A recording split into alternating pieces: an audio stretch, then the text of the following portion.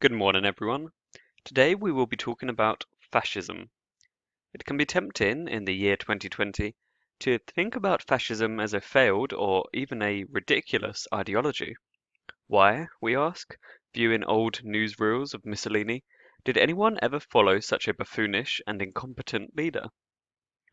The purpose of this lecture is to go back to the 1920s and 30s in order to answer that question, as we attempt to root the popularity of fascism in social, historical, and political factors.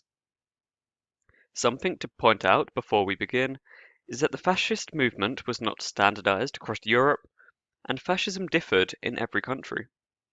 In fact, some historians discourage the use of fascism as a term at all outside of Italy.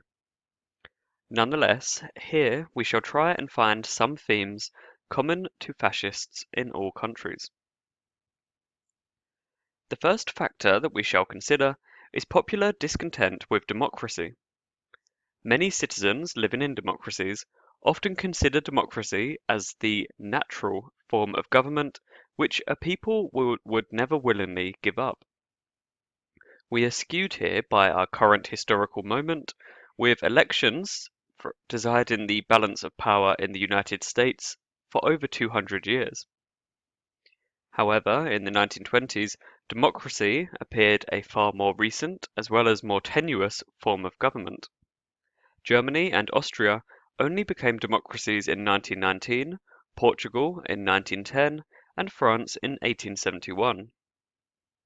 Even in parliamentary Britain, the poorest men only received the vote in 1918, and women, as we have seen, continued to be denied suffrage across the continent. Before the World War, democratic parliaments had often failed to solve important and pressing issues. In the Austrian parliament in the late 1890s, for example, anarchy ruled, as competing delegations from the empire's different nationalities disrupted proceedings by throwing inkpots, slamming desks, and even blowing trumpets. In the more functioning parliaments in Germany, France, and the UK, delegates increasingly backed nationalist and imperialist policies, which played a direct role in plunging the world into war in 1914. Italian democracy was particularly dysfunctional. Italian politicians were infamous for the speed with which they switched sides and compromised on policy platforms once in Rome, as centrist leaders attempted to make policy in a young country bitterly divided by wealth and education. The small clique of northern leaders who dominated the Italian parliament were resented for their economic exploitation of the Italian South, as well as for their patronizing attitudes and policies towards southern Italians, which veered at times toward racism. They were also hated by northern industrial workers who enjoyed lower wages and fewer rights than their counterparts in France or Germany. Italy's bitter experience during the First World War, in which the people of the country suffered greatly in a war that they didn't need to fight, only added to the hatred of democratic politicians. Fascists saw democracy as ruled by the weak, that is, the masses who held back the natural right of the strong to dominate. Discontent with democracy and politicians led to the formulation of the so-called leadership principle. This was the belief that the state should have a single leader, such as Napoleon, who would cut through all the nonsense and debates and get things done. Educated Europeans who read Nietzsche were undoubtedly inspired by the idea of the great men who, by sheer force of will, were able to smash through the veneer of respectability that dominated middle-class politics and thus change the world. Those who read Rousseau perhaps dreamt of a strong leader who was able to embody the national will and who could thus speak and act for the nation. Uneducated Europeans perhaps invoked the concept of the village elder or the family patriarch, whose rule over the nation would be harsh but fair. The European churches did not exactly support democracy. After all, the Christian God hardly ruled by committee, and nor did the Pope in this era of papal infallibility. How could ordinary politicians with their vices and their incompetence, possibly solve the crises facing Europe following 1918. The second appeal of fascism was its promise to reorganize the borders of the European states. As you have read in your textbook, the US President Woodrow Wilson referred to the First World War as the war to end all wars, as he attempted to reorganize the borders of Europe on ethnographic lines, seen at the time as the safest and most logical way to divide the continent. However, this focus on the importance of the nation, often referred to as a race in the parlance of the time, put pressure upon national minorities who just didn't fit in their new countries everywhere across Europe. Wilson had granted a national homeland to the Czechs, but what of the German speakers who still lived in Prague and the Sudetenland in great numbers? Where was their homeland? Fascists went even further than President Wilson and venerated national identity as the basis for all personality traits. They promised another war in which national minorities could either be freed to join their mother countries or purged. Immigrants would also be removed from the nation. Hungary was the primary example of Wilson's rhetoric failing to live up to reality. The Hungarians lost two-thirds of their land and two-thirds of their population at the Treaty of Trianon. Whilst this treaty made sense in a Wilsonian context, as most of the people living in Hungary before the war had been Slavs or Romanians, it left millions of Hungarians living outside of Hungary, where they now faced discrimination and pressure to adopt Slavic or Romanian names and customs. This was an interesting twist of fate, as before the war, many Slovakians, Germans, and Romanians had been encouraged to adopt Hungarian national identities for career advancement.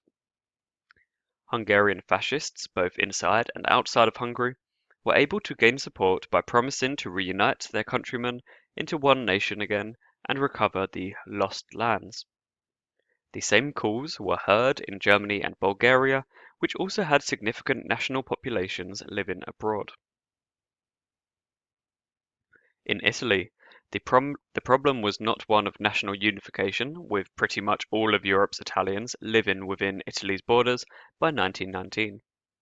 Italian nationalists instead had wider dreams of empire and felt that these dreams had not been given enough support by their allies at the peace conferences.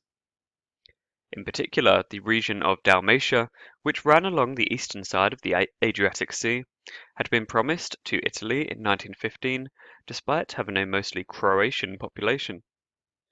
Dalmatia had once been part of Venice's maritime empire, but this was long ago and most of the Italians had since left.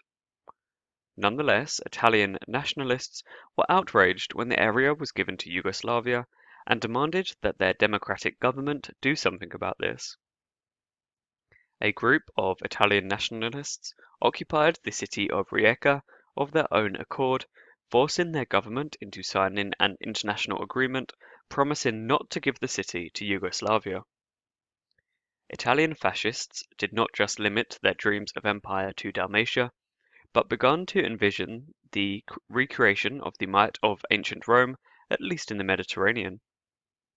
In the UK and France, fascists called for a more assertive imperial policy, one which would involve the forced settlement of colonies and less rights given to native peoples. The third appeal of fascism was to crush Marxist intellectuals and end the supposed threat of communism. Our politics are simple. We want a union of the French people against Marxism, wrote one French fascist. Europe in the 1920s and 1930s was riven by class conflict and massive disparities in wealth. Workers increasingly agitated for their rights, and even the usually passive Britain experienced a massive general strike in 1926. Fear of the Russian Revolution and of communism abounded throughout Europe. Fascists assured the wealthy classes that they would put an end to such upheavals and protect property. Fascists made no secret of their hatred of Marxists of all stripes, from totalitarian communists to democratic socialists, and promised to deal more firmly with Marxists than had the earlier democratic parties. Mussolini first made his reputation as a fascist by unleashing armed squads of black shirts on striking workers and peasants in 1920. In Germany, far-right activists engaged in pitched street battles with communists and even raided communist areas in large cities. They were cheered on by the middle and upper classes, who felt safer with the communists dealt with. The fourth appeal of fascism was its promise to create, in the place of class struggle, one single national community. Fascists promised the workers a state which would protect them and ensure that there was always going to be food on the table and jobs available if needed. Fascist soup kitchens fed the poorest and supported communities in a way that democratic politicians seemed unable to do, particularly after the onset of the Great Depression. It should be stressed here that fascism did not promise the wealth distribution that communism, or even social democracy, did. We defend the hierarchy of classes. Everyone knows that there will always be different social levels, the strong and the weak, the rich and the poor, the governing and the governed, wrote one fascist. Rather, fascist politicians preached that these wealth differences did not matter. A poor man could play his role in the ranks of the army with as much pride as a rich man could. The idea that the rich man was more important was rejected by fascists, but the rich man's wealth was not to be taken away. Rich and poor were to be joined together in one mass, united in patriotic fervor. Promises of a classless society appealed to many First World War veterans who had fought side by side in the trenches as one. Veterans were promised a home fit for heroes for their service, yet when they returned home, many found access to stable employment or even welfare difficult. The causes for which millions had died were often discarded or ignored. Many veterans became disillusioned with the democratic politicians who had lied in their promises to protect them. Some veterans, usually those who hated their time in the trenches, blamed capitalism and embraced left-wing causes. Others, however, enjoyed their time in the army and appreciated how the fascists favored military values such as courage, obedience to authority, discipline, and physical strength.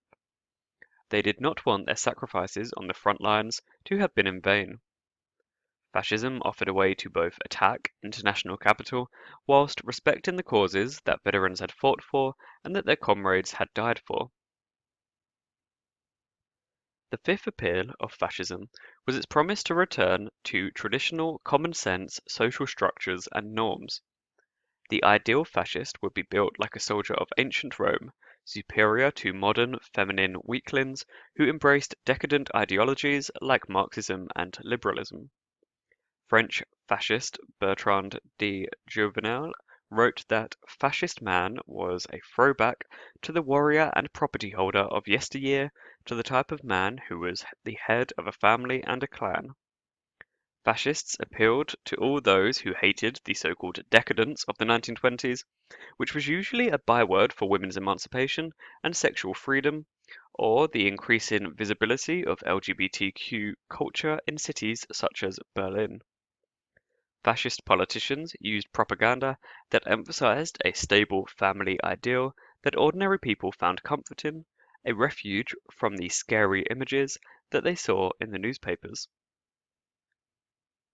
Indeed, to combine both of these last 2 points, fascism promoted a hypermasculine culture of the trenches. It was an effort to bring the military fierceness of the trenches and the rule of might back to the home front. The realism that the fascists venerated, which involved all their delicate feminine enemies falling in a hail of bullets, was in fact a result of the fascists' warped and traumatic experiences on the front lines. Heinrich Himmler, who headed the infamous Nazi SS, said, "Most of you know what it means when 100 corpses are piled up, when 500 or 1,000 are piled there. To have gone through this and to have remained decent, that is what has made us hard. I have to expect of you superhuman acts of inhumanity. We have no right to be weak. Our men must never be soft. They must grit their teeth and do their duty. Women were urged to perform their traditional gender role as wives and mothers and to bear as many children as possible for the nation. In Germany, the Nazis forbade female party members from giving orders to male members. In a speech in 1937, Charles Valin, vice president of the French Social Party, equated feminists with insubordinate proletarians. It is not with class struggle that the social question will be resolved. Yet it is toward a sort of class struggle opposing the feminine proletariat to the masculine capitalist that feminism is leading us. Other fascists equated women with hedonism and hedonism with decadence, writing that Europe had grown soft and feminine from pleasure-seeking, becoming like a woman who has just escaped a frightening accident. She needed light, warmth, and music. Drew Larochelle claimed that educated women undermined his manhood. He characterized political movements he disliked as feminine and those he admired as masculine. Fascism, for him, was the most masculine of all. This is not to say that feminism was not supported by women. On the contrary, millions of women voted for fascist parties and joined fascist organizations. The final appeal of fascism was that it was a youthful and dynamic movement. Fascists praised the young for their physical strength and honored them for their idealism and spirit of self-sacrifice, qualities, they said, that were often lacking in their elders. Fascists often presented their cause in generational terms, calling for the strong, active young to ignore their fat elders and their long speeches. Fascist parties tended to have younger members than most other rightist parties. The leadership of the Nazi Party, for example, was relatively young, and junior officers in the German army often went over to fascism sooner than senior officers did. The leader of the Iron Guard in Romania was only 31 when he founded the movement in 1930, and his major lieutenants were in their 20s. Similarly, the founder of the Spanish Phalange was only 30, and in 1936, 60 to 70% of the fascist movement's followers were under 21. To sum up all of the above points, fascism was the ideology of violence. It promised immediate bloody action to right the world's wrongs. The bullet, fired by steely-faced veterans from the trenches and idealistic young men, would silence the buffoonish politicians and the squabble in parliaments. It would silence the Marxists who threatened to take away property and turn the world on its head. It would silence the decadent city folk who threatened to overthrow the family unit. National borders would expand, national greatness would be restored. To accomplish this, of course, a great war would be needed, even more violent and vicious than the War of 1914. But fascists were hard and tough, and were sure that when the war came, they would easily be on the winning side.